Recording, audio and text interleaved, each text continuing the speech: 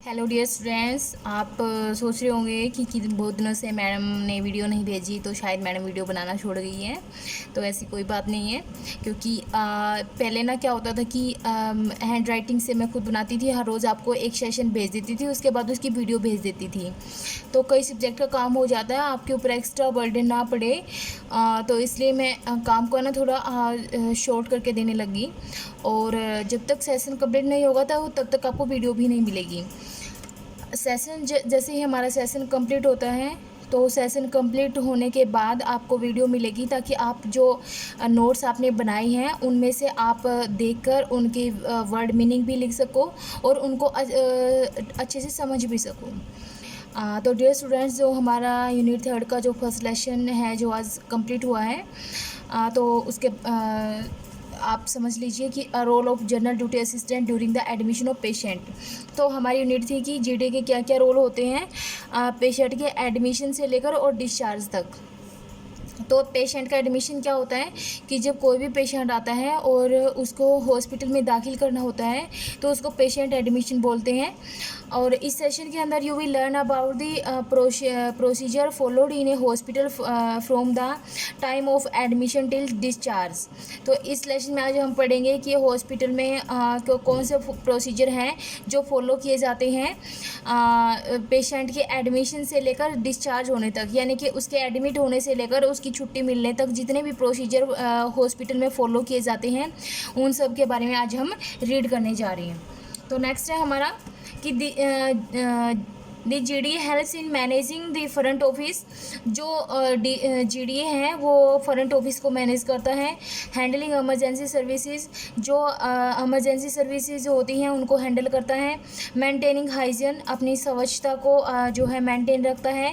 And also perform various other duties, और जो उसकी अदर वेरियस बहुत सारी जो ड्यूटीज़ हैं उसकी उनके में परफॉर्म करता है, उनको कंप्लीट करता है। Which contribute to the better functioning of a hospital. तो उस हॉस्पिटल में जितनी भी फंक्शनिंग होती है, मतलब जितने भी काम होते हैं उनको बेटर से बेटर बनाने के लिए जो है जीटीए का कंट्रीब्यूशन बहुत ही इम्पोर्टेंट रोल प्ले करता है। तो समझ आ गया कि जब पेशेंट का एडमिशन करते हैं और उसकी छुट्टी होने तक जो भी हम प्रोसीजर फॉलो करते हैं हॉस्पिटल में, तो उन सब के बारे में आज डिटेल से पढ़ेंगे। आगे है एडमिशन ऑफ पेशेंट। पेशेंट का एडमिशन क्या होता है?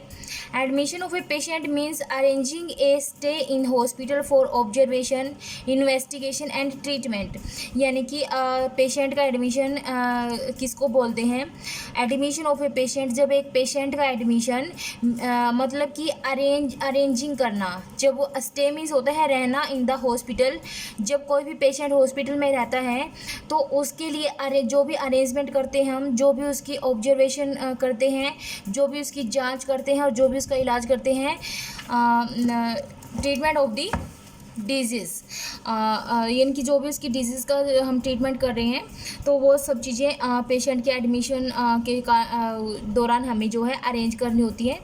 The patient can either be admitted to a hospital for emergency और जस्ट रूटीन चेकअप।